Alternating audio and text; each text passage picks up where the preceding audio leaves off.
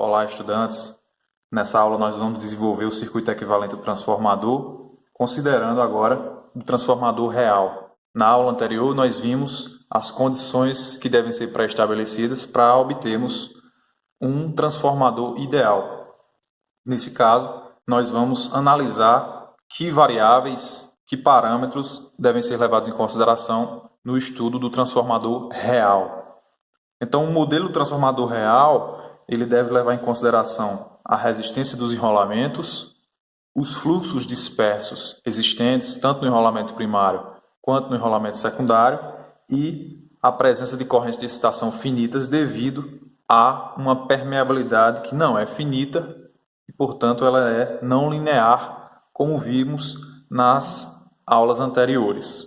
Para a gente iniciar o desenvolvimento do circuito equivalente do transformador, vamos examinar primeiro o enrolamento primário. O fluxo total que vai concatenar o enrolamento primário, aqui representado por um único condutor, pode ser dividido em duas componentes. Primeiro, um fluxo mútuo resultante, confinado essencialmente no núcleo do transformador e que é produzido pelo efeito combinado das duas correntes, do primário e do secundário, e uma segunda componente, identificada como fluxo disperso do primário. Então, no enrolamento primário, o fluxo dispersivo ou fluxo disperso vai produzir uma tensão, vai induzir uma tensão nesse enrolamento que vai se somar à tensão induzida pelo fluxo mútuo resultante. Mas como a maior parte do fluxo disperso circula pelo ar, a tensão induzida e o fluxo vão variar linearmente com a corrente do primário. Da relação linear entre a corrente do primário e o fluxo dispersivo do primário, nós vamos ter uma constante, como já sabemos, chamada de indutância, que vai ser igual ao fluxo de dispersão concatenado do primário por unidade de corrente do primário e que possui uma reatância de dispersão do primário equivalente, dada por 2πfL1. Se nós observarmos a representação do circuito equivalente do primário, nós vamos ver que a tensão do terminal primário vai ser composta por três componentes. Uma relativa à queda de tensão na resistência do enrolamento primário, porque aqui nós estamos considerando as perdas. Uma queda oriunda do fluxo disperso no primário e a força eletromotriz E1 induzida no primário pelo próprio fluxo mútuo resultante. Então, V1 vai ser igual a I1 R1 mais JI1 X1 mais E1. Voltando àquela primeira figura, nós vamos observar que o fluxo mútuo resultante concatena tanto o enrolamento primário como o enrolamento secundário. E ele é criado pelas forças magnetomotrizes combinadas pelo enrolamento primário e pelo enrolamento secundário. É conveniente tratar essas forças magnetomotrizes considerando que a corrente do primário deve atender a duas condições. A primeira é produzir a força magnetomotriz requerida para produzir o fluxo mútuo resultante. E a segunda é contrabalancear o efeito da força magnetomotriz do secundário, que atua no sentido de desmagnetizar o núcleo, como nós vimos na aula sobre o transformador ideal. Desse raciocínio, nós entendemos que a corrente do primário ela deve cumprir a função de magnetizar o núcleo e fornecer a corrente para a carga conectada ao secundário.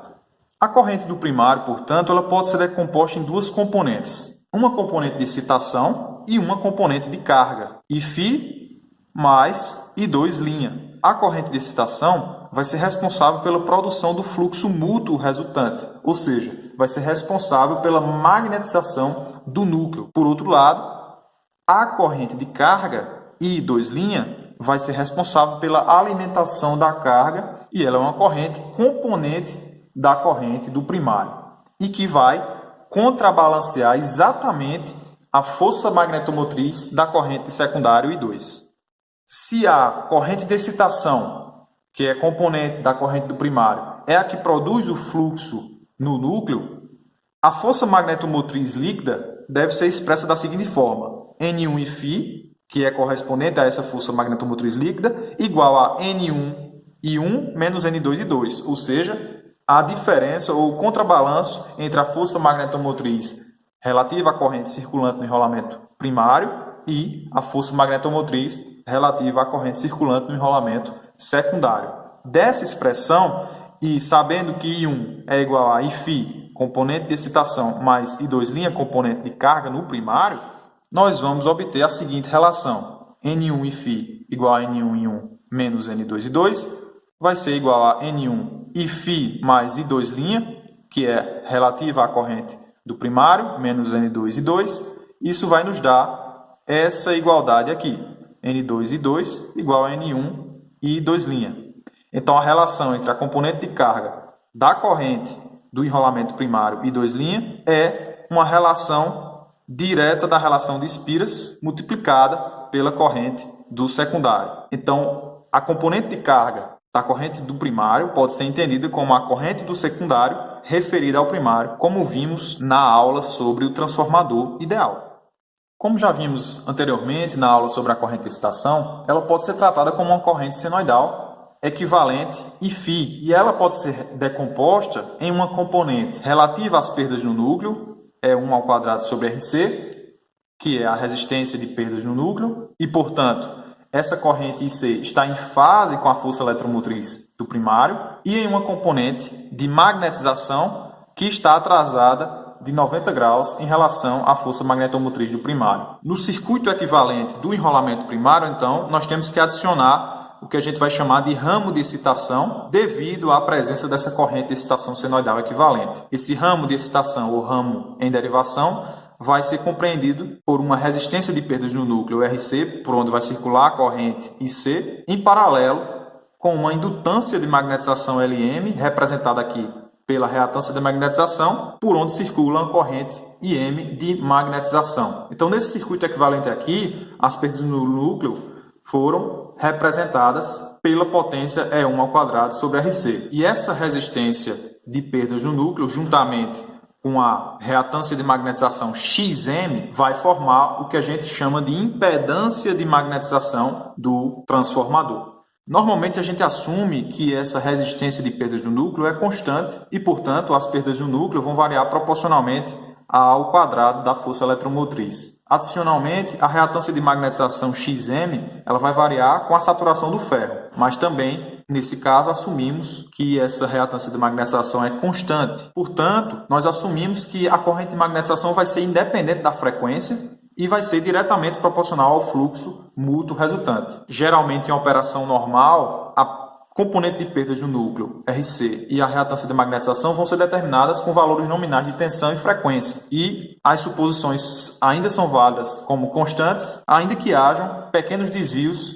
em torno desses valores nominais. Então, resumidamente, para a gente poder acompanhar a elaboração do circuito equivalente do transformador, a gente observa que o primário é representado por uma componente de dispersão, representada pela impedância de dispersão X1 do primário, uma componente de perdas no enrolamento, representada por uma resistência de enrolamento, e uma componente de magnetização, representada pelo ramo de excitação, em que possui uma componente de perdas no núcleo e uma componente de magnetização. Então vejam que há uma diferença entre a tensão induzida no enrolamento primário e a tensão aplicada nos terminais do primário. Mais uma vez, retornando àquele circuito inicial, nós vamos constatar que o fluxo magnético resultante no núcleo ele vai induzir uma força eletromotriz E2 no secundário. Como esse fluxo concatena tanto o enrolamento primário como o enrolamento secundário, a razão entre as forças eletromotrizes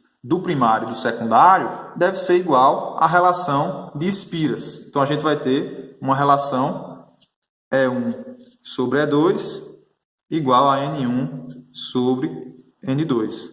Exatamente como ocorre no transformador ideal. Essa transformação de tensão e mais a transformação de corrente, quando incluímos a componente de carga no circuito equivalente do primário, podem ser observadas com a introdução de um transformador ideal no circuito equivalente do transformador. Entretanto, para a gente obter o circuito completo do transformador, a gente precisa observar que as mesmas considerações que foram feitas no enrolamento primário devem ser feitas no enrolamento secundário. Ou seja, a força eletromotriz no enrolamento secundário não vai ser a tensão do terminal secundário, porque o secundário vai possuir tanto a componente de perdas nos enrolamentos, como a componente relativa à dispersão ou ao fluxo dispersivo no enrolamento secundário. Então, eu vou também observar a presença da resistência R2 em série com uma reatância de dispersão do secundário. Pelo secundário, portanto, vai circular uma corrente I2 que já foi determinada como a componente equivalente da componente de carga no secundário. Então, esse é o circuito equivalente